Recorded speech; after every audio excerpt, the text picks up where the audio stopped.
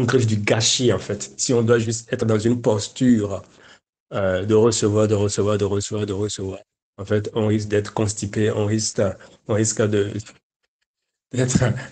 euh,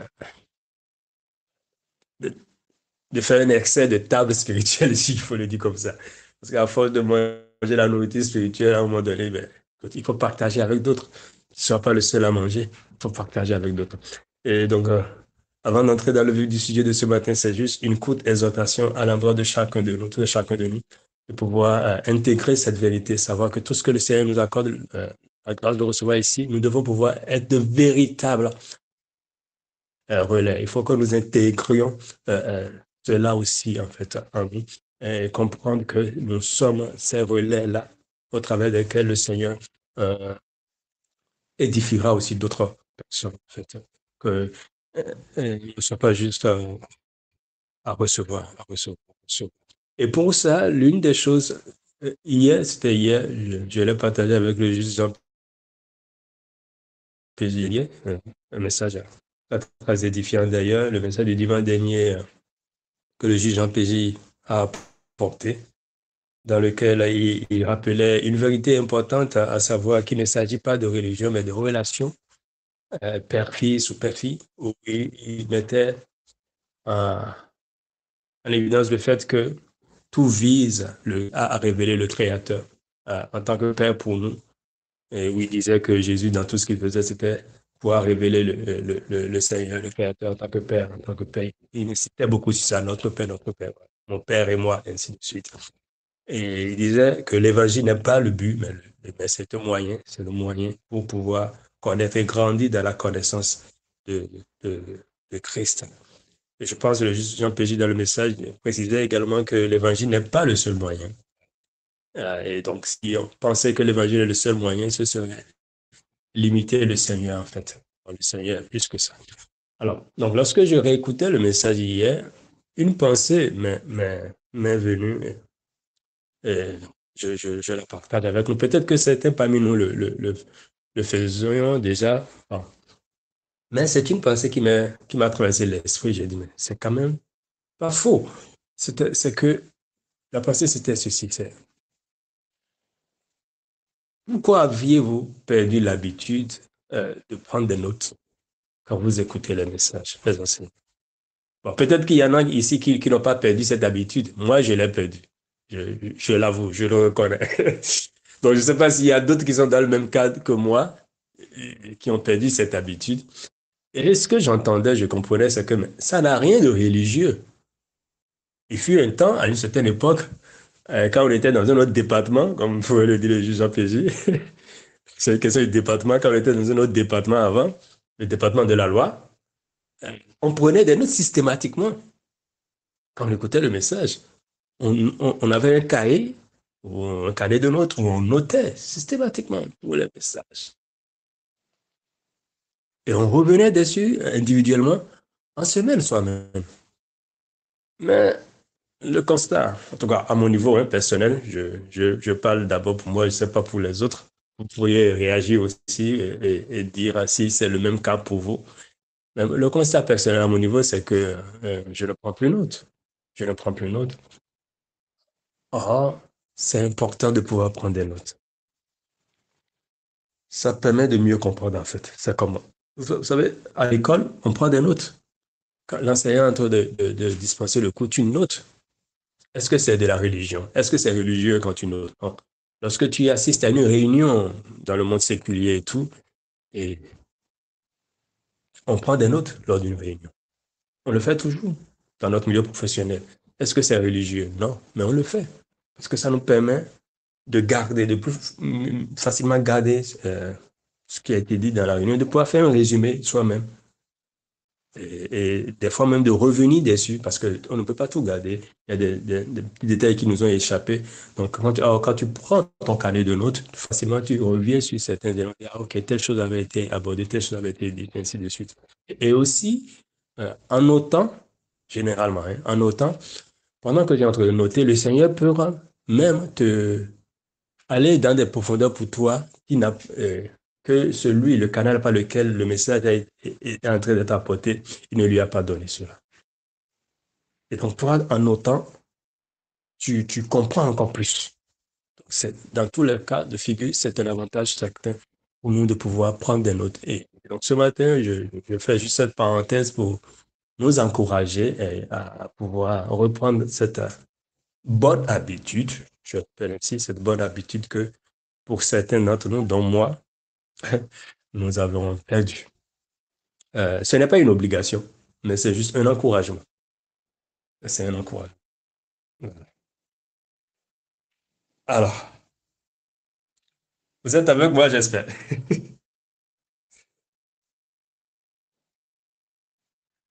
Allô? Si, si, si. Ouais, Alonso. Est-ce que quelqu'un s'est retrouvé dans ce que j'ai dit? Ou est-ce que je suis le seul dans le cas? Si je suis le seul à ne pas prendre des notes, assurez-moi.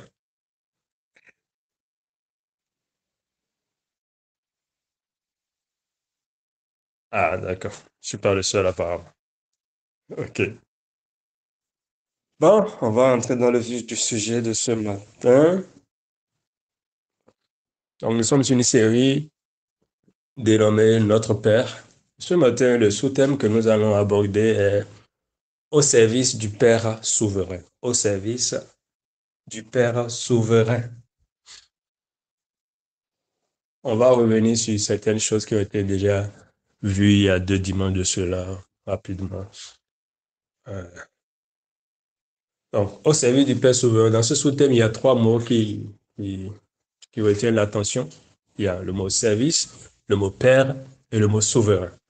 Donc, service, Père et souverain.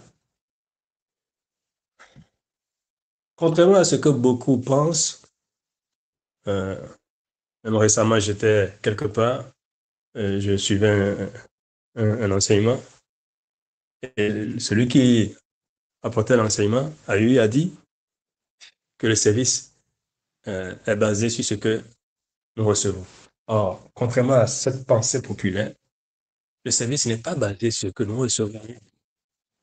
Le service n'est pas basé sur ce que nous recevons. Mais beaucoup pensent que le service est basé sur ce qu'ils reçoivent.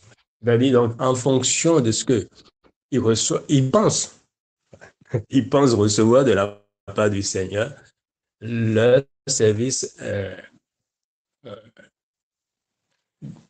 est aussi dans une proportion équivalente à cela. Donc, c'est au prorata de ce que eux ils pensent avoir reçu de la part du Seigneur.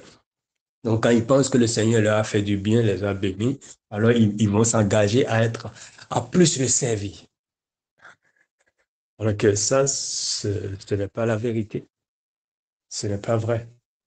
Et c'est ce qui amène à dire maintenant, tu dois servir le Seigneur parce que pour tout ce qui t'est fait, ça paraît pieux, ça paraît agréable à entendre, mais c'est biaisé. Parce que quand on dit ça aux gens, le jour où la personne considérerait, penserait que le Seigneur ne lui fait plus rien, elle ne verrait plus d'intérêt majeur à pouvoir encore servir le Seigneur, à continuer à le servir. Et le cas est légion aujourd'hui dans bien d'assemblées où on voit des gens qui ont perdu toute envie, tout goût pour servir le Seigneur.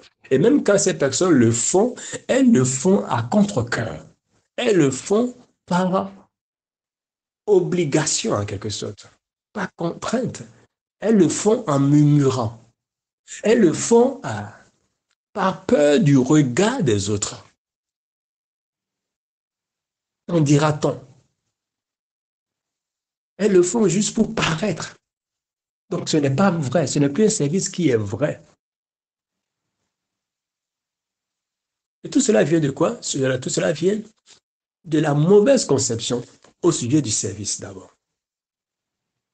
On pense que on sert parce qu'il m'a fait ci.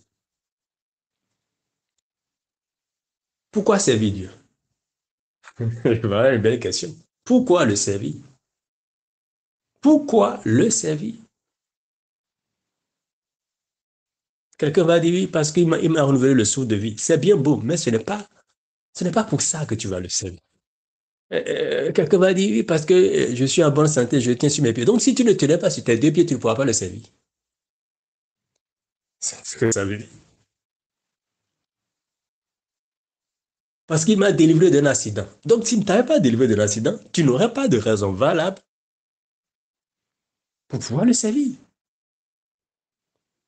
Il va accorder la promotion au boulot, donc je vais le servir.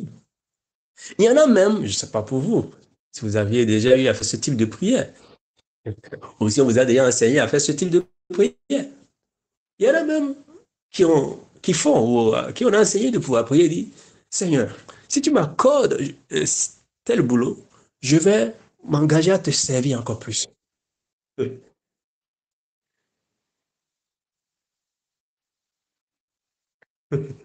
Si tu m'accordes ce boulot-là, je vais tous les samedis, je vais venir balayer le temple, l'assemblée.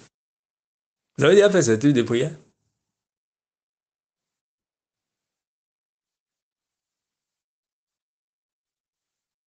Ou alors l'autre type de prière, c'est Seigneur, regarde la manière dont je te sers. À cause du service que je te rends, donne-moi telle chose que je désire. Ça devient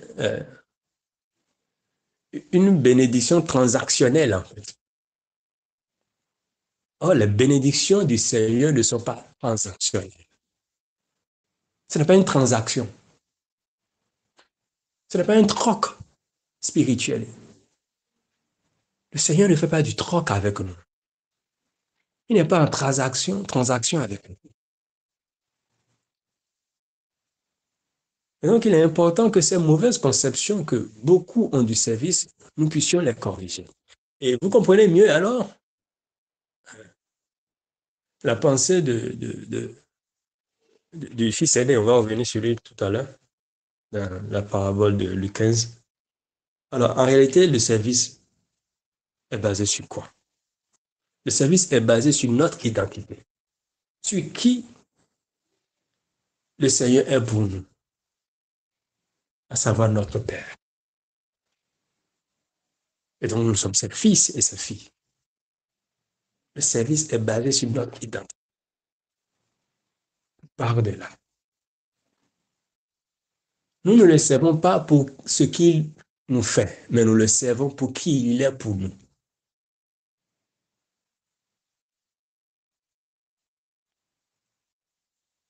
Il est notre Père. Et en tant que fils, tout fils sert son père. Tout enfant sert ses parents.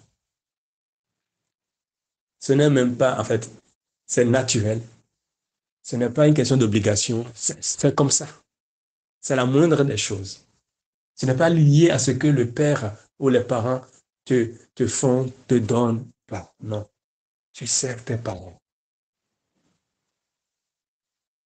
Que les parents répondent à tes attentes ou pas, tu les sers. Parce que, en tant que fils, c'est ce que tu fais, que tu es appelé à faire. Vous voyez? Donc, c'est une question d'identité, le service. Et quand on parle de service, il y a deux types de services. Il y a le service inutile et il y a le service utile. On a l'exemple du service inutile avec Marthe. Vous connaissez cette histoire où quand euh, Jésus, aujourd'hui Christ dans la peau de Jésus était allé dans la maison des deux sœurs, Marthe et Marie.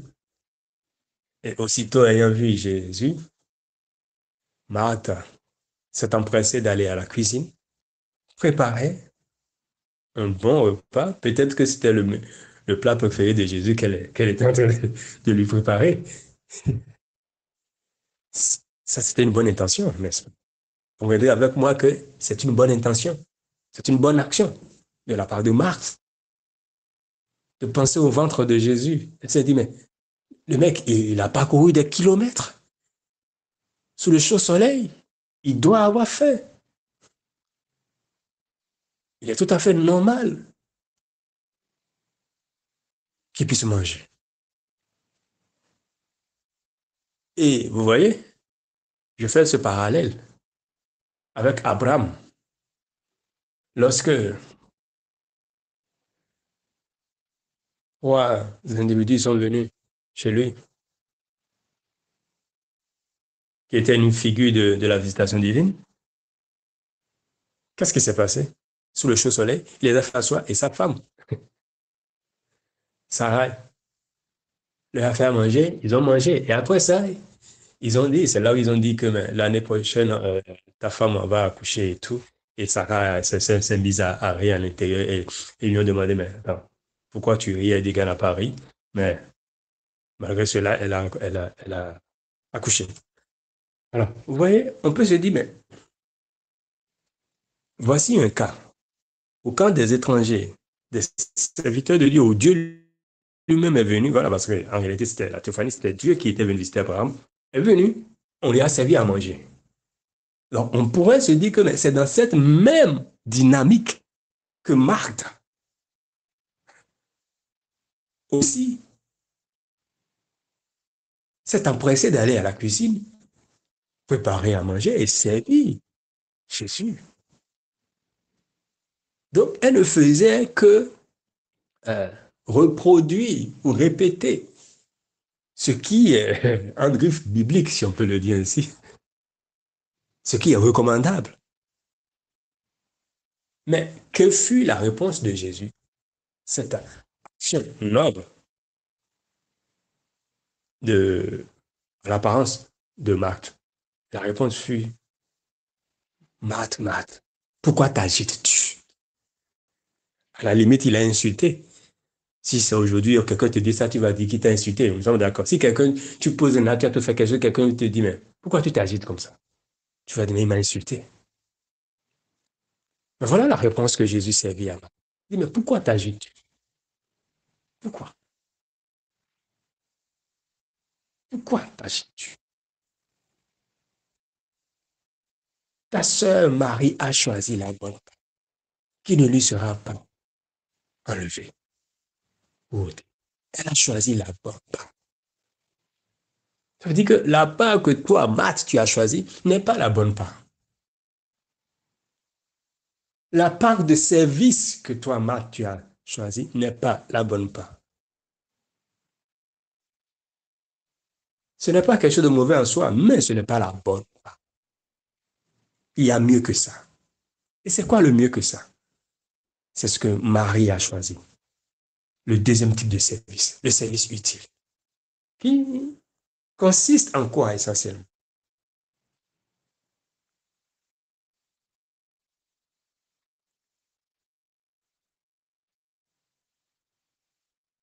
À être assis au pied du maître. À juste être là pour le connaître. Parce qu'en écoutant parler Jésus, qui révélait le Père, on est d'accord. Dans tout ce que Jésus disait, c'était pour mettre en évidence, révéler le Père. Marie grandissait dans la connaissance du Père. Marie apprenait à connaître le Père. Et c'est la meilleure, c'est la bonne part. C'est ça le service utile.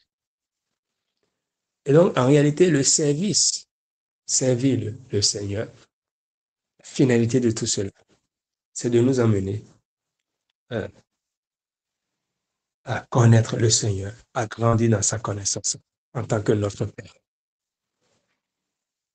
à le connaître et à grandir dans la connaissance du Seigneur en tant que notre Père. C'est ça la finalité. C'est ça la finalité du service. On ne sert pas pour avoir telle ou telle chose. On ne sert pas parce que ah, il m'a fait ci hier, donc c'est comme une redevance morale. Non. Parce que si on le voit sous cet angle, le jour où, selon notre intelligence humaine, nous n'aurons pas quelque chose de sa part, selon nous, nous penserons que mais il m'a encore rien fait. Depuis 2 mois, depuis 3 mois, tu attends telle chose, j'espère telle chose, mais je ne vois rien. Donc, il n'y a pas de quoi avoir une redevance morale envers lui. Donc, il n'y a plus de raison de le servir. Et c'est là où les gens sont découragés, frustrés. Ou quelqu'un va dire, il sait, mais il fait un service inutile. Tu fais ce que le Seigneur euh, ne veut pas. C'est un service inutile. Comme Matt était frustré. Ah, parce que pour qu'elle vienne voir Jésus et dire à Jésus, mais dis à ma soeur de venir m'aider à la cuisine, c'est qu'à un moment donné, Elle était fatiguée, épuisée. Elle était épuisée. Marthe était épuisée. Parce que seule, elle n'arrivait pas à être efficace dans le service qu'elle faisait. Elle était épuisée. Personne ne t'a demandé ça. Elle était frustrée. Frustrée de voir que mais, moi, je me tue à la cuisine pour préparer pour lui. Et ma soeur, qui est aussi une femme, est assise à côté de lui, à discuter avec lui. Et ça ne lui dit rien. Marthe se disait sans doute que c'est injuste. Ça, c'est de l'injustice. Ce n'est pas normal. Moi, je jeûne. Moi, je prie. Je veille. Je m'abstiens. Je ne couche ni à gauche ni à droite. Je ne fornique pas. Je ne bois pas l'alcool. Je ne fume pas. Et cette jeune fille qui est prostituée, qui vit une vie de débauche, elle a trouvé un bon mari, elle s'est mariée. Et moi, je ne suis pas marié jusque-là. Pourtant, Seigneur, je suis fidèle à toi. Pourtant, Seigneur, moi, je m'abstiens. Je me suis gardé dans la chasteté. Ce n'est pas juste. C'est injuste.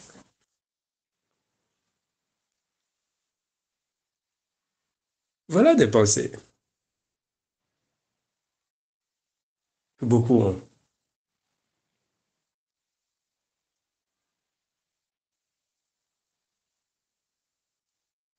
Pendant que les autres sont en train de faire la belle vie, moi, je suis là en train de veiller et prier. Alors ce n'est pas juste qu'on puisse dire que ces personnes sont justes devant le Seigneur. Non, elles ne sont pas justes devant le Seigneur.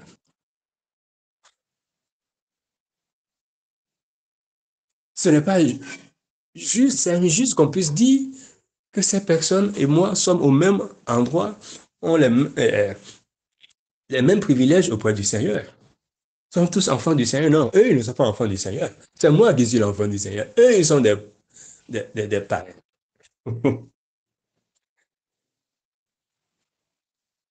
Et on est frustré.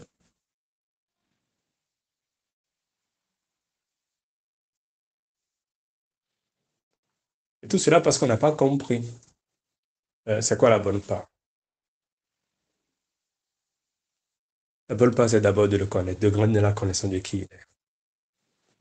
Et vous remarquerez, non pas que Jésus ne mange pas avec eux. Je pense qu'il y a un autre passage des Écritures plus tard, je n'ai pas la référence en tête, mais je crois déjà avoir lu ça plusieurs fois, où Jésus alla manger chez eux, chez elle, avec Lazare. Et ça, c'était, je crois, c'était après la résurrection après la résurrection de Lazare.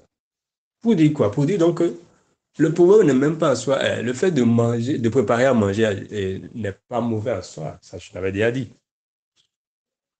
Mais le plus important, le meilleur, c'est d'abord, de le connaître en tant que Père, de connaître le Créateur, le Seigneur, le Maître de l'univers en tant que notre Père. Oui. Il est Jéhovah, il est Yahweh, il est tout ce qu'on veut. Mais apprenons à le connaître en tant que notre Père.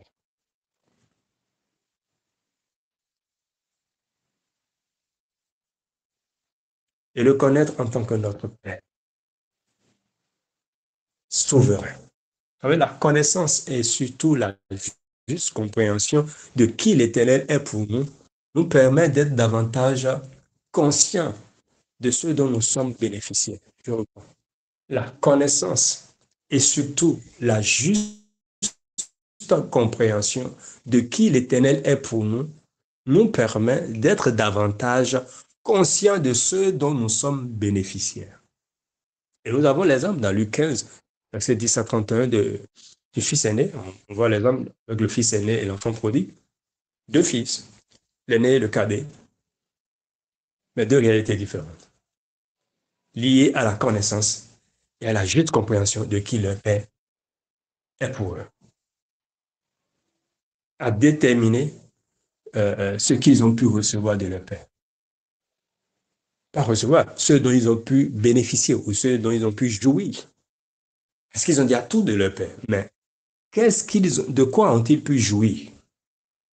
Le fils aîné s'est privé lui-même de tout à cause du niveau de connaissance et de compréhension qu'il avait de qui?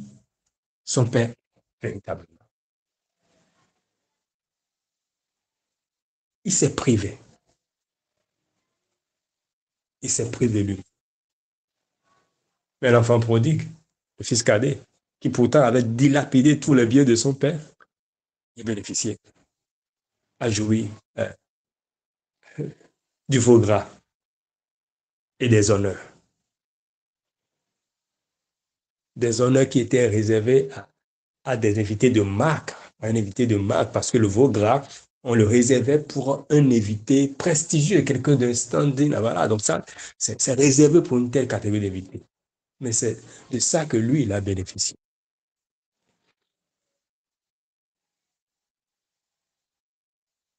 Parce qu'il avait compris des vérités. Parce qu'il avait compris que, mais attends, dans la maison de mon père, même un mercenaire vit mieux que la vie que je suis en train de vivre là. Il avait compris que son père est de nature généreuse.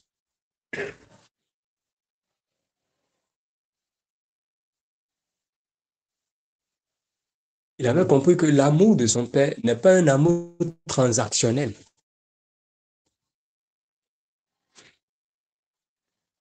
Ce n'est pas un amour méritoire, conditionnel.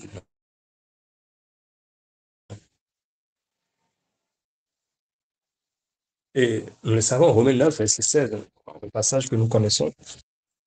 Romains 9, verset 16 nous dit ceci. La bonté de Dieu ne dépend pas de ce que les gens veulent, ni de leurs efforts, mais elle dépend seulement de Dieu qui a pitié. Il y a une autre version. Est-ce que quelqu'un a une autre version à nous lire de Romains 9, 16?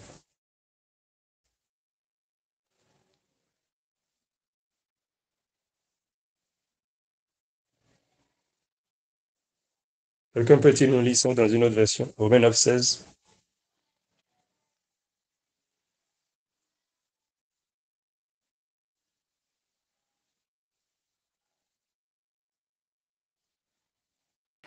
Romains 9, verset 16. Toi, tu l'as lu dans quelle version? De vie. Je viens lui dans Parole de vie. Ah, c'est la parole de vie. Ok, donc je vais dire ça. Non, je ne vais pas dire ça dans ce moment. Voilà. Romains 9, verset 16. Cela ne dépend donc ni de la volonté de l'homme, ni de ses efforts, mais de Dieu qui fait grâce. Je peux aussi lire ça dans The Message. Dans The Message. Donnez-moi quelques minutes. En attendant, de message, je lis dans Parole vivante que le juste Emmanuel a envoyé dans le chat. Parole vivante. Les bénédictions de Dieu ne dépendent donc pas de nos efforts. L'homme a beau vouloir les acquérir et faire tout son possible pour les avoir, tout découle de la compassion divine. Amen.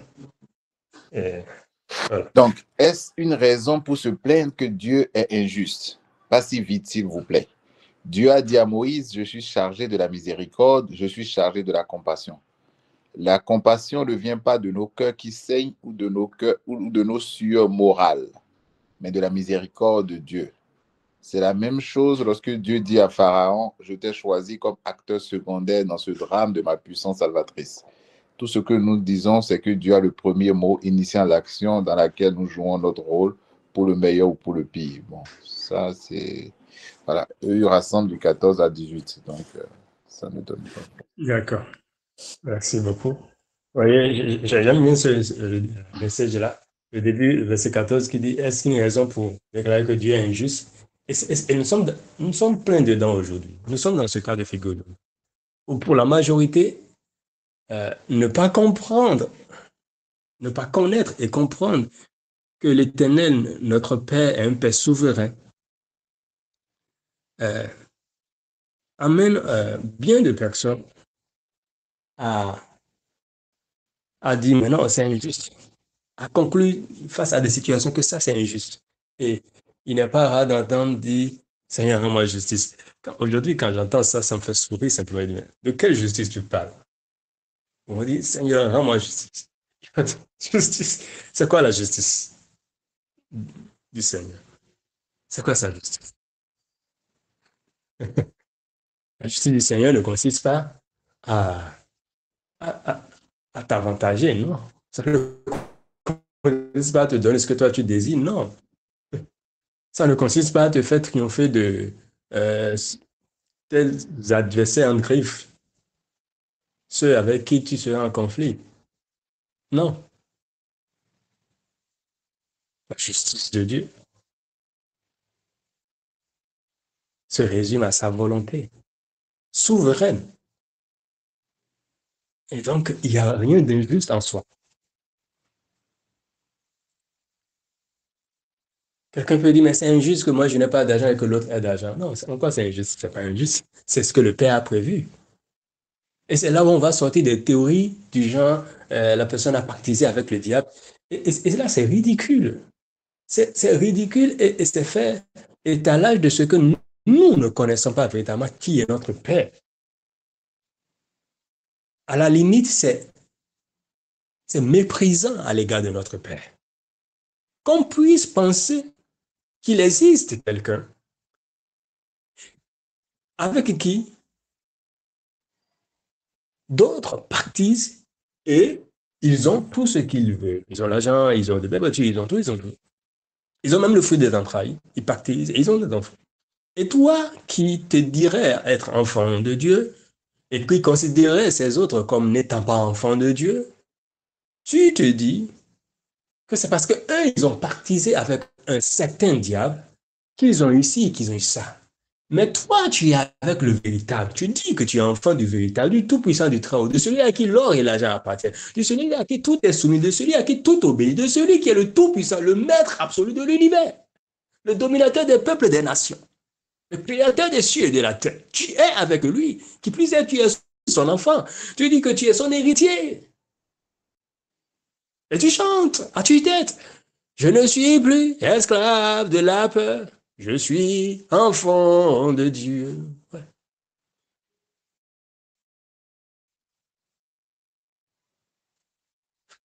Tu fais tout ça.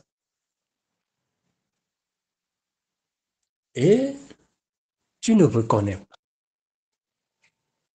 que ce que cet autre a,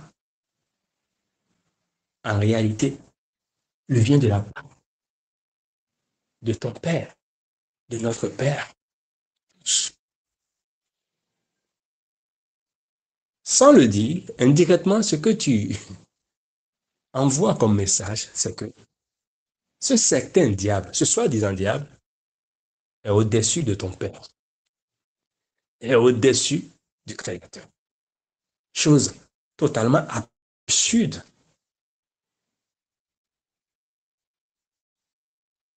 Mais c'est ce que nous disons indirectement. Et tout cela vient de quoi? Tout cela vient du fait que nous ne comprenons pas, nous ne connaissons même pas, et ne comprenons pas euh, que l'Éternel, notre Père, est souverain. Nous ne comprenons pas ça. Et c'est un point sur lequel on ne finira jamais, jamais, jamais de parler. Deutéronome 7, verset 7. Deutéronome 7, verset 7.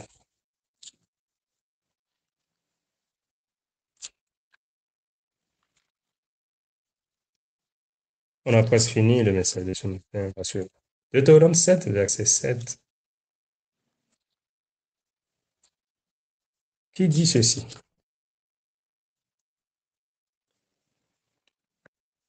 Moïse dit, le Seigneur s'est attaché à vous et il vous a choisi. Mais ce n'est pas parce que vous êtes plus nombreux que les autres. Au contraire, vous êtes le plus petit de tous les peuples. Je relis. Moïse dit, le Seigneur s'est attaché à vous et il vous a choisi. Mais ce n'est pas parce que vous êtes plus nombreux que les autres. Au contraire, vous êtes le plus petit de tous les peuples.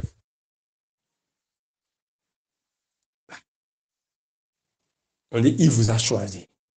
C'est un choix du Seigneur. Ça traduit sa souveraineté. Et ce passage nous explique que, il dit, ce n'est pas parce que vous êtes plus nombreux, non. Mais en réalité, vous êtes le plus petit de tous les peuples. Ça veut dire que ce n'est pas au mérite. Le peuple d'Israël n'a pas été choisi parce qu'ils auraient posé tel acte, parce qu'ils auraient fait ci, parce qu'ils auraient fait ça. Non. On dit, l'Éternel s'est attaché à vous.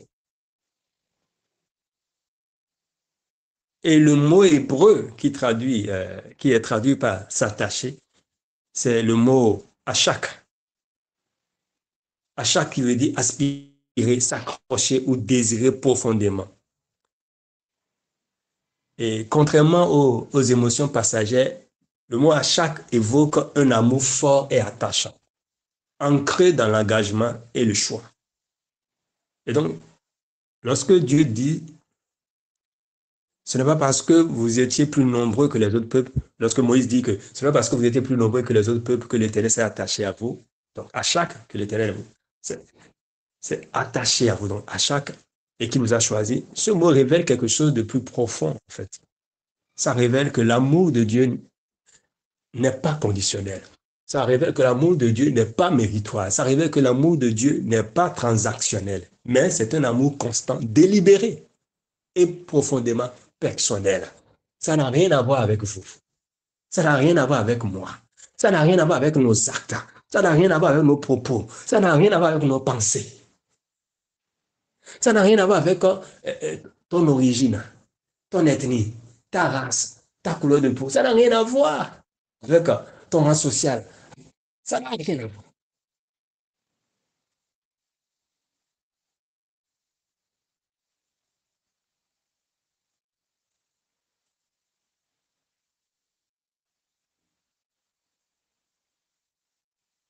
Ce n'est pas un amour par obligation, c'est un amour par choix. Ça, à chacun. Il s'est attaché à vous, il vous a choisi. C'est un choix délibéré de la part du Seigneur. Et il fait comme il veut. L'un des versets qui définit mieux la souveraineté de Dieu, c'est le psaume, on le retrouve dans le psaume 135, verset 6, qui dit ceci. Je lis dans la version Parole de vie. S'il y a d'autres versions tout aussi intéressantes, vous pouvez ouvrir votre micro et le lire et nous partager cela aussi. Donc, je lis d'abord la version Parole de vie du psaume 135, verset 6, qui dit ceci. Le Seigneur fait tout ce qu'il veut dans le ciel et sur la terre, dans les mers et dans les profondeurs. Je relis. Le Seigneur fait tout ce qu'il veut dans le ciel et sur la terre, dans les mers et dans les profondeurs. Est-ce qu'il y a d'autres versions? Mais on dit, le Seigneur fait tout ce qu'il veut. C'est lui qui fait. Il n'y a pas quelqu'un d'autre, quelque part, qui fait quoi que ce soit. Bien aimé, il est important que nous puissions intégrer ces vérités-là. Parce que c'est comme si on ne peut pas passer 10 ans, 20 ans à redire la même chose. Il faut qu'on évolue. Il faut qu'on avance, bien aimé. Ça, c'est des notions basiques en réalité. Ce sont des fondamentaux, mais qui ont été négligés pendant longtemps. Ce qui fait qu'aujourd'hui, quand on en parle, ça a comme du mal à être assimilé. Or, c'est important. C'est la base.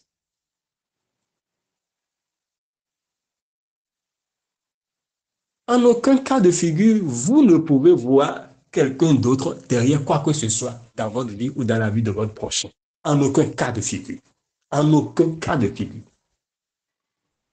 Si vous en êtes encore à voir quelqu'un d'autre, un soi-disant diable, un soi-disant démon, un soi-disant esprit ou je ne sais quoi, derrière quoi que ce soit, que vous qualifierez de bien ou de mal dans votre vie, dans la vie de votre prochain, de votre frère, de votre soeur, de votre parent, alors, c'est dire que vous ne connaissez pas qui l'Éternel est pour vous. Vous ne connaissez pas qui il est et vous le méprisez sans vous en rendre compte.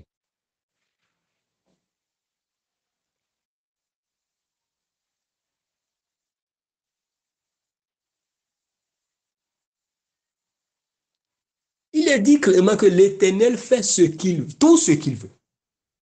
Tout. On n'a pas dit certaines choses qu'il veut. On n'a pas dit en fonction de ce que vous avez fait ou de quand vous l'auriez permis. Parce qu'il y a de ces pensées populistes, populaires aujourd'hui où on entend dire que non, c'est selon ce que vous faites, le Seigneur attend, c'est un gentleman, il ne s'immisce pas dans les affaires des hommes, il attend d'abord qu'il soit invité, il y a un protocole, si tu ne l'invites pas, il ne viendra pas, il ne fera rien, il va croiser les bras, il va te regarder, on sera en train de te gifler, le diable sera en train de te gifler, le soi-disant diable sera en train de te gifler, sera en train de faire de ta tête un tam-tam, jouer avec ta vie, et lui, ton Père, ton Créateur, le Tout-Puissant, le Maître de l'univers, serait là, croisant les bras, attendant que toi, son fils, son enfant, tu puisses l'inviter d'abord en respectant le protocole. Quelle ignorance.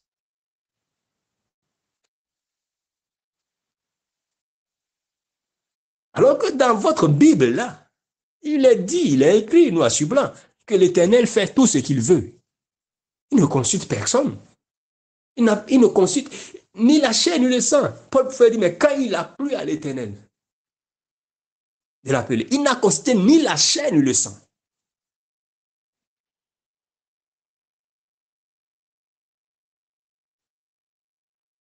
Il n'a consulté ni la chair ni le sang. Vous comprenez ce que ça signifie? Ça veut dire que ce n'est même pas à cause d'une soi-disant intercession de qui que ce soit que l'Éternel a tourné son regard favorable vers Saul de Tarse. Non.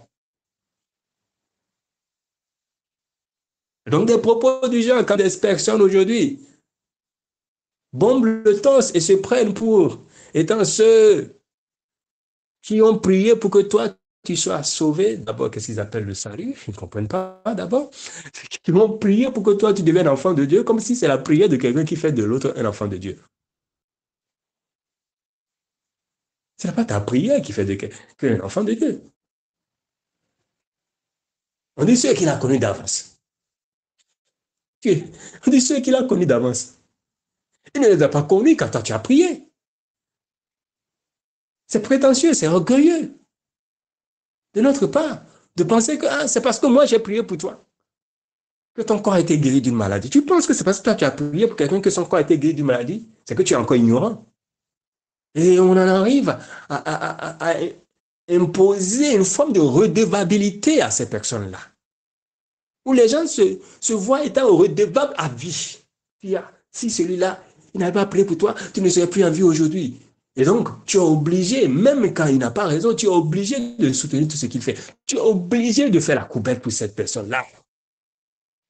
Pourquoi? Parce que tu ne sais pas qui ton Père est véritablement. Tu ne sais pas que l'Éternel, ton Père, est souverain. Tu ne comprends pas ce que ça veut dire. Tu chantes. Souverain dans les cieux, souverain sur la terre, souverain dans la vie. Amen. Tu chantes, mais tu ne comprends pas. Qu'est-ce que ça veut dire? Qu'est-ce que ça implique? La souveraineté du Seigneur. Et ça, c'est la base. Et tous, autant que nous sommes, nous devons pouvoir véritablement marquer un temps de pause individuellement parlant et nous méditer sur cette question de souveraineté du Père. Comprendre cela. Comprendre cela. Sinon, nous continuerons à être balbutiés par toutes sortes de pensées. Aujourd'hui, on est exposé à tout et à rien. Aujourd'hui, avec les réseaux sociaux, avec la phalange des réseaux sociaux, on est exposé à tout. Il y a toutes sortes de messages, il y a toutes sortes de choses qui passent devant nous. On lit, ça paraît intéressant, mais est-ce que quand tu vas creuser dedans, tu vois que non, ça remet en cause la souveraineté de Dieu. Et donc moi, je ne peux en aucun cas prêter foi, attention, à quelqu'un enseignement, à quelque message, à quelque livre, à quelque ouvrage, à quelque chose que ce soit, qui subtilement remettrait en question la souveraineté absolue de mon Père.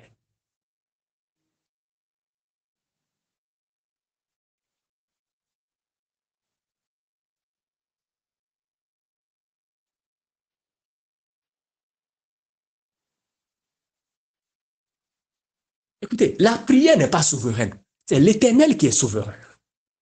Attention. Faisons attention. Nous en sommes arrivés à un point où on prend même la prière pour être souveraine. Au détriment du Père éternel.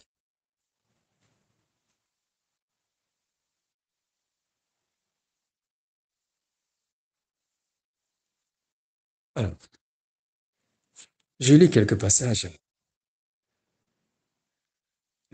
Emmanuel a partagé Daniel 4:35. Tous les habitants de la terre ne sont à ses yeux que néants. Il agit comme il lui plaît avec l'armée des cieux et avec les habitants de la terre. Et il n'y a personne qui résiste à sa main et qui lui dise, que fais-tu? Vous voulez quoi d'autre? Il n'y a personne.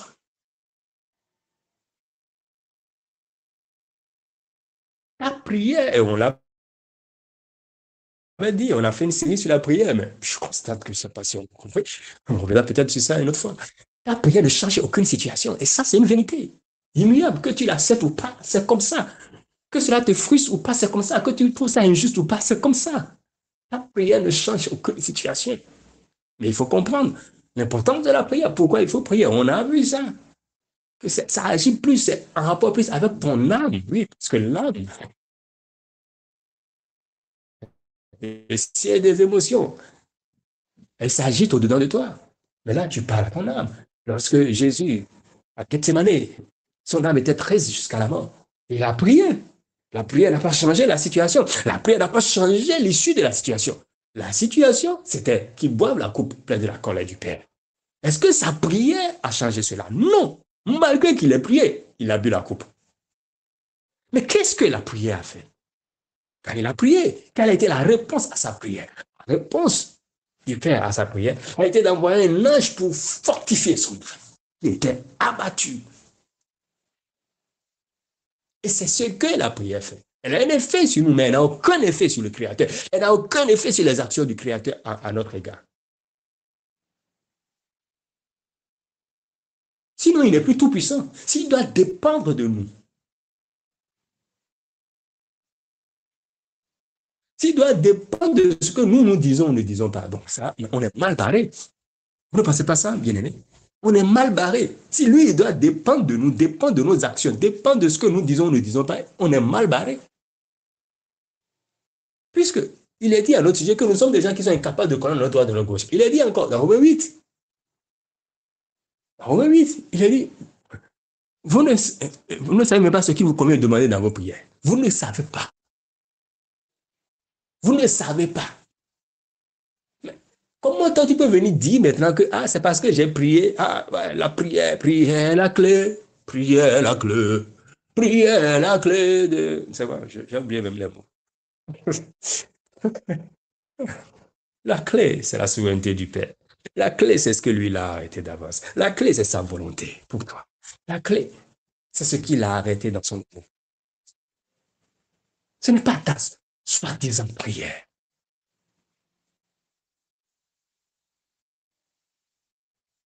Quand quelqu'un est dans une situation, le premier réflexe est, est-ce que tu as prié? Non, ça ne devait pas être le premier réflexe.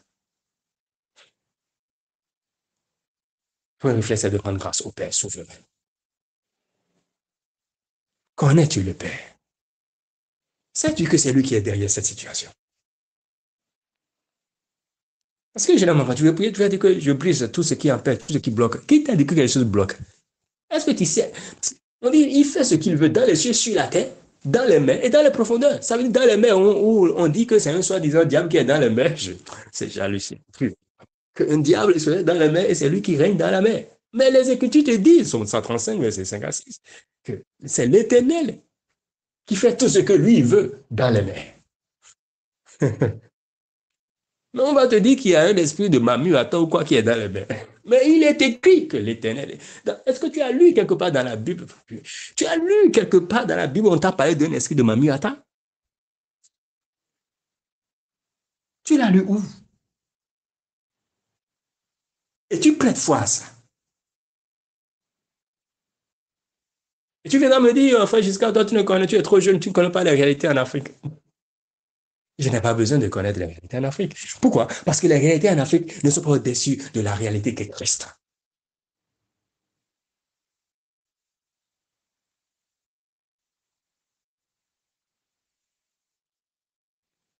La seule réalité qui soit, c'est Christ. Tout le reste n'est que illusion. En dehors de lui, c'est le néant total. On a vu ça. En dehors de lui, c'est le néant. Il n'y a rien. Il n'y a que illusion. En dehors de lui, c'est le néant. Rapidement, on va voir quelques passages des Écritures sur le thème. Job 42, verset 2. Job 42, verset 2.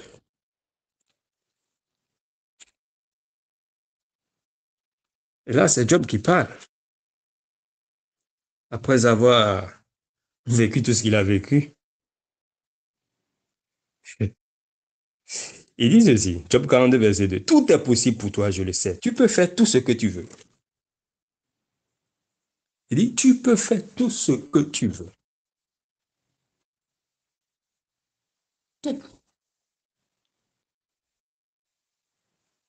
Somme 33, verset 10 à 11. Aujourd'hui, on va lire beaucoup. Somme 33, 10 à 11.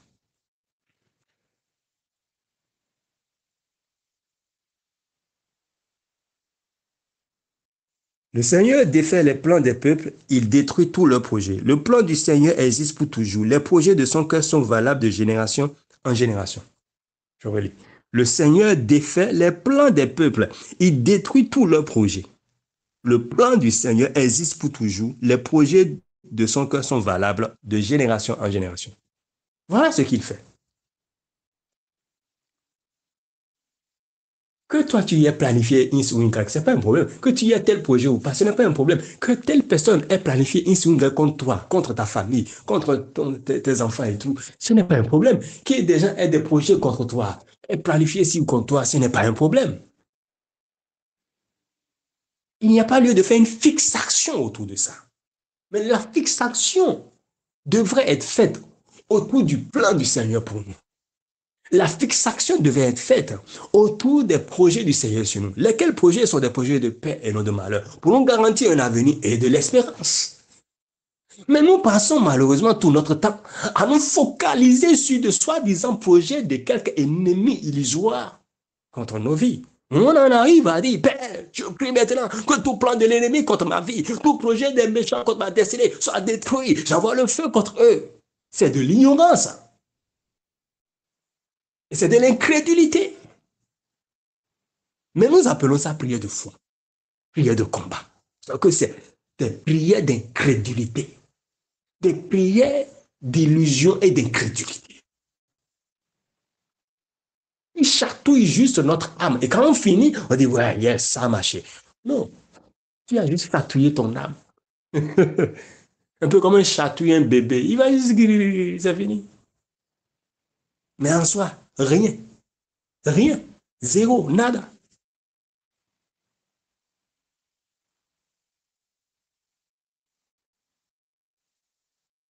Et c'est pourquoi j'aime beaucoup ce passage des Écritures où le prophète Ésaïe, dans Ésaïe 8, verset 10, je crois, dit ceci, il formait des projets. C'est un passage que j'aime particulièrement, beaucoup. Ésaïe 8, verset 10.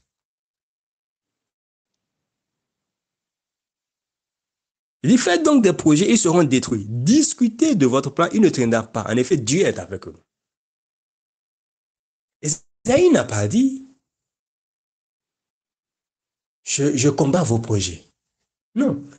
Il a dit, formez des projets. Allez-y, il n'y a pas de souci. Mais ils seront détruits. Pourquoi? Somme 33.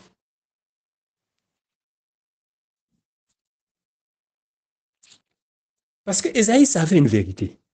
Il savait que le Seigneur défait les plans des peuples. Il savait que le Seigneur détruit tous les projets et que seul le plan de l'Éternel est exécuté, que seuls les projets de l'Éternel durent, sont valables de génération en génération. Voilà pourquoi il dit, formez vos projets à vous, il n'y a pas de souci, allez-y. Donnez-vous à cela un cœur joie. Mais sachez qu'ils sont détruits. Ce n'est pas moi, Isaïe, qui vais les détruire. Mais mon Père, l'Éternel, le Seigneur, le Tout-Puissant, va les détruire. C'est une évidence. Il est avec moi. Je le vois, j'en suis conscient. Je suis conscient qu'il est là. Donc, vos projets ne peuvent pas subsister. Il n'y a que ces projets qui sont valables et qui subsistent de génération en génération. Aucun autre projet ne peut subsister. Donc, c'est une perte de temps de penser, d'être focus sur des soi-disant projets de quelque ennemi, de quel démon, de quel diable, de quel sorcier, de quel sorcière, de quel tante que ce soit. Non. C'est un gaspillage de temps et d'énergie. C'est un manque de connaissances.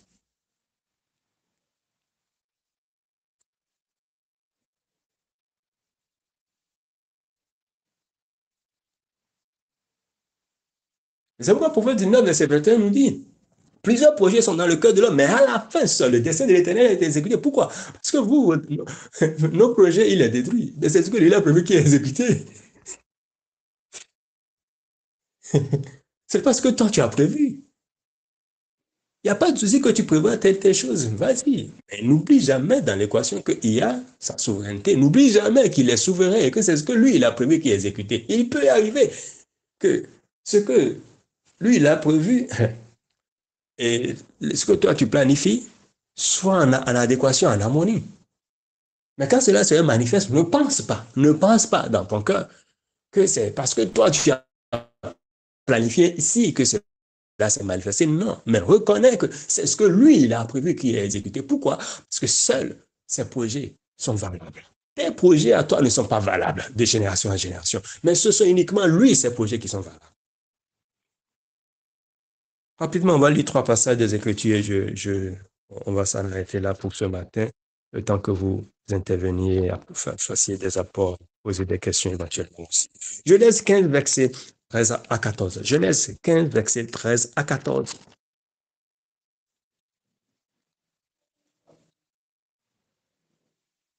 Écoutons. Le Seigneur dit à Abraham, tu dois savoir ceci. Tes enfants habiteront dans un pays étranger. Ils deviendront des esclaves et on les écrasera pendant 400 ans.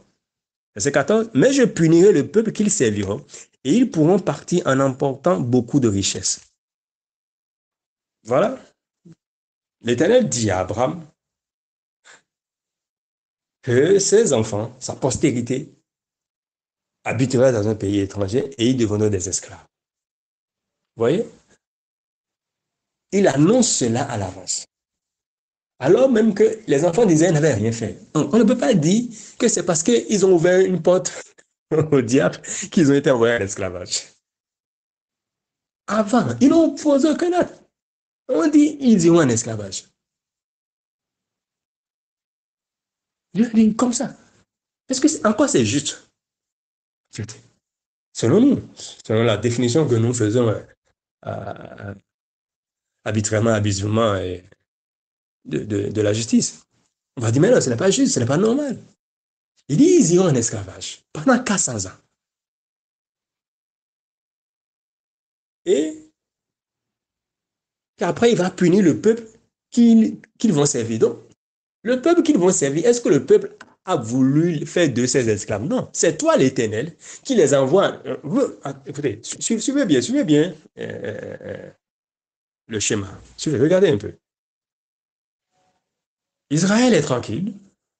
L'Éternel d'abord dit, c'est lui qui a choisi. Rappelez-vous, on a lu Deutéronome 7.7, où l'Éternel dit qui s'attache à eux et qui les a choisis. Alors, ceux à qui tu t'attaches, que tu as choisi, il dit, il y a beaucoup de peuples, vous n'êtes pas les plus nombreux des peuples. Vous êtes le plus petit des peuples, même moi, je m'attache à vous, à chacun. Et je vous ai choisi. C'est délibéré. Personne ne l'a obligé, personne ne l'a forcé. C'est lui-même qui a fait son choix. Et il vient dire maintenant à Abraham, Israël là, auquel je me suis attaché, moi l'Éternel, je vais les envoyer en esclavage dans un pays étranger. OK. Et ils vont passer 400 ans d'esclavage dans ce pays-là. D'accord. Et il dit, le pays dans lequel ils vont être esclaves là, après les 400 ans, je vais venir punir ce peuple. Qu'est-ce que le peuple a fait de mal? Est-ce que le peuple a décidé de faire d'Israël son esclave? Non. C'est toi, l'Éternel, qui a pris Israël, ton peuple que tu aimes, auquel tu es attaché, que tu as choisi. C'est toi, l'Éternel, qui a pris ton propre peuple et qui a emmené ton peuple en esclavage chez les autres. Et tu dis, faites d'eux vos esclaves. Et tu leur as imposé cela. Parce que, rappelez-vous, l'Éternel fait tout ce qu'il veut. Somme 135, verset 5 à 6. L'Éternel fait tout ce qu'il veut. Dans les cieux, sur la terre, dans les mers, dans les profondeurs. Donc, c'est l'Éternel qui l'a fait. C'est pas Pharaon. Ça, même à Pharaon, ça lui a imposé. Alors, tu viens amener le peuple chez moi et dire, ils seront tes esclaves pendant 400 ans. Le peuple est esclave. Et tu viens me dire après, je vais te punir encore. C'est où la logique? Est-ce que c'est juste? Ça n'a pas l'air juste.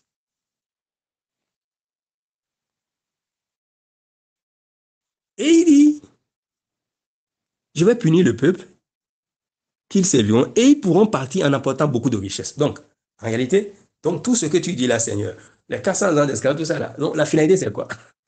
Ils vont pour partir du pays où ils ont été esclaves avec beaucoup de richesses. Donc, c'est pour qu'ils aient beaucoup de richesses. Est-ce que pour que Israël ait beaucoup de richesses, l'Éternel était obligé d'en arriver là? Est-ce qu'il était obligé de les faire 400 ans d'esclavage en Égypte? Dites-moi. Est-ce qu'il était obligé? N'y avait-il pas d'autres moyens? N'est-il pas celui à qui l'or et l'argent appartiennent, âgé de 8? Hmm? C'est âgé de 8, je crois, où il a dit que l'or et lui appartient, ou bien âgé 9, je ne sais plus trop le passage là. L'or et l'argent lui appartiennent. Tout lui appartient. Donc, est-ce qu'il était obligé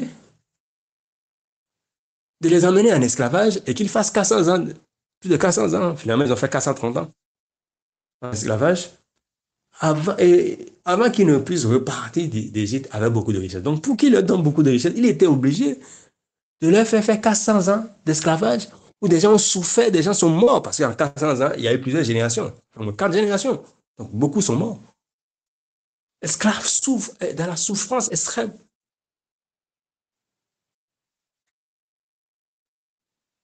Mais tout cela lui importait peu. Ce qui lui importait, c'est ce que lui il a prévu. C'est le moyen qu'il s'est choisi, ce qu'il a voulu faire. Il fait comme il veut. Il n'a de compte à rendre à personne parce qu'il est souverain. Alors, on va voir la suite de tout cela. Entre ce qu'il a annoncé d'avance à Abraham dans Genèse 15, 13 à 14 et ce qu'il s'est passé plus tard. Exode 12, verset 35 à 38. Exode 12, verset 35 à 38. Exode 12, 35 à 38. On dit ceci. Les Israélites ont fait ce que Moïse leur a dit. Ils ont demandé aux Égyptiens des objets en argent et en or et des vêtements. Le Seigneur a permis que les Égyptiens les regardent avec bonté. Vous entendez? On dit le Seigneur a permis que les Égyptiens les regardent avec bonté. Ça signifie quoi déjà là? Enfin, on marque une pause là. Ça veut dire que pour que quelqu'un te regarde avec bonté, ne pense pas que c'est parce que toi tu te comportes bien. Parce qu'il nous arrive des fois de pouvoir nous dire, ah, moi je suis, tu sais, mon comportement, j'ai très exemplaire, et quand mon patron, mon supérieur a vu ça, c'est au regard de la manière dont je me comporte qu'on m'a accordé telle promotion. C'est faux. Ce n'est pas au regard de la manière dont tu te comportes. Non. Je ne suis pas en train de dire de ne pas bien se comporter. Je ne suis pas en train de dire ça. Mais je veux juste attirer notre attention sur le fait que ce qu'on te fait, ce que tu reçois n'est pas dépendant de ton comportement, mais c'est dépendant de ce que le Seigneur a prévu. Voilà. Et de l'inclinaison du cœur qu'il accorde aux autres, à ton égard. Pourquoi? Il y a des gens qui se comportent mieux que toi, mais envers qui on ne fait pas preuve de bonté. Ne pense pas que c'est à cause de ton attitude, de ton comportement, de ton soi-disant bon comportement. Parce que la même attitude que tu as, il se va voir cela et dit, ah, celui-là, il se comporte bien. Mais Ingrid va voir cela et va dire qu'il est trop prétentieux, il est trop orgueilleux, il est trop imbu de l'humain. Pourquoi? Qu'est-ce qu'il fait? Pourtant, c'est la même attitude. Une attitude, deux individus qui donnent des avis divergents. C'est le Seigneur qui paye. On dit là que le Seigneur a permis. Ça veut dire que si le Seigneur n'avait pas permis aux Égyptiens de les regarder avec bonté, ben, rien n'allait se passer. Le Seigneur a permis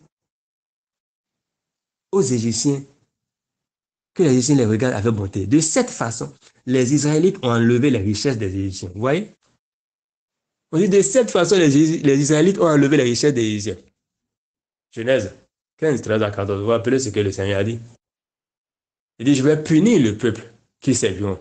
Et ils emporteront beaucoup de richesses. Et on dit maintenant, dans Exode 12, donc ce qui avait été annoncé par lui dans Genèse 15, 13 à 14 à Abraham, vient d'être manifesté dans Exode 12, verset 36.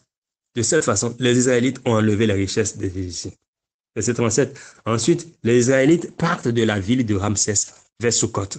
Ils sont à peu près 600 000 hommes, sans compter les femmes, les enfants et les vieillards. Verset 38, pour finir. Beaucoup d'autres gens partent avec eux. Ils amènent des moutons, des chèvres et des bœufs qui forment de très grands troupeaux. Amen. Tout ça, c'est bien. Mais on peut se dire, mais attends, est-ce que le Seigneur avait besoin de faire tout ça d'abord? De leur imposer 430 ans d'esclavage avant de leur donner des moutons, avant de leur donner des bœufs. Est-ce qu'il avait besoin? Psaume 136, verset 10 à 11. La vérité est qu'il fait ce qu'il veut. Il n'a de compte à rendre à personne. Donc tu n'as pas à lui dire, non, Seigneur, voilà comment tu aurais dû faire, non. Psaume 136, verset 10 à 11. Il a fait mourir les fils aînés des Égyptiens. Oui, son amour est pour toujours. Il a fait sortir d'Égypte Israël, son peuple. Oui, son amour est pour toujours. Bizarre. On dit il a fait mourir les fils aînés des Égyptiens. Et à ça, on ajoute, oui, son amour est pour toujours. Donc, ça aussi, c'est l'amour. Il a fait mourir. Ce n'est pas un diable qui a fait mourir. Tout ce qu'il se passe sur la terre, tout ce qui se passe un peu partout, c'est lui qui le fait. Qu'il y a des décès, il y a des tragédies, on apprend. Regardez un peu, regardez au Bénin la semaine dernière, le week-end dernier, je pense, il y a le week-end dernier que ça s'est passé, non? Il y a eu un tragique accident d'un bus et il y avait plus de 50 passagers, près d'une soixantaine de passagers. Et il n'y avait eu que 9 survivants. Il y a deux, le bus a fait un arrêt quelque part dans une ville et il y a 2 qui sont descendus. Je ne sais pas pourquoi ils sont descendus. Donc, eux, ils ne sont pas allés à destination. Donc, eux, ils sont descendus en cours de route. Bon, imagine ceux-là. Qu'est-ce qu'ils vont dire? Vous voyez un peu que Dieu est bon pour eux. Ils sont descendus, le bus a continué sa route et le bus s'est retrouvé dans le fleuve. Et une fois dans le fleuve, tous les passagers qui étaient là, il y a quand même eu 9 survivants. Pourquoi 9 survivants? Pourquoi les autres n'ont pas survécu? Pourquoi ce sont ces 9-là qui ont survécu et les autres n'ont pas survécu? Qu'est-ce que ces 9 avaient de particulier? Hein? C'est ce que le Père a prévu. Est-ce que ces 9 étaient plus justes que les autres? Non. Mais c'est ce que le Père a prévu. C'est ce que le Père a prévu. Il est écrit dans le livre de Samuel, il dit, c'est lui qui fait vivre et qui fait mourir. C'est lui qui fait vivre et c'est lui qui fait mourir. Ce n'est pas quelqu'un d'autre. Il est souverain. C'est notre Père. Il est souverain dans toutes ses voies, dans tout ce qu'il fait. Il est souverain. Il fait comme il veut, quand il veut, avec qui il veut, sans avoir à rendre compte à personne. Et en tout cela, nous devons, en tant que ses enfants, en tant que ses fils, ses filles, nous devons simplement apprendre à continuellement lui rendre grâce. Et c'est ça le point essentiel ce matin. Et continuer à le servir indépendamment de ce qu'il fait ou ne fait pas. Les gars, nous sommes ses enfants en tant que fils, en tant que filles. Nous servons notre Père. Nous grandissons dans la connaissance de qui il est. Et nous savons que tout ce qui se passe, tout ce qui surgit, survient dans nos vies, tout vise à nous amener à le connaître davantage. Tout, c'est pour le connaître. La finalité, c'est pour lui, le connaître davantage. Grandir dans la connaissance de qui il est. Reconnaître l'Éternel dans toutes nos voies. Il a dit, reconnais l'Éternel dans toutes tes voies. Dans toutes tes voies. On n'a pas dit dans les voies que tu juges bonnes. On dit dans toutes tes voies. Même dans la voie que tu juges mauvaise. Reconnais-le dedans. Reconnais qu'il est dedans. Il est là. Il est dans cette voie-là aussi. Dans ce que tu appelles mauvaise décision, reconnais l'Éternel là dedans aussi. Et apprenons à le voir. Ça. N'oublions pas qu'il est notre Père et qu'il est souverain. Et servons-le. Soyons au service de notre Père souverain. Amen. C'était le message que j'avais à cœur de partager avec nous ce matin.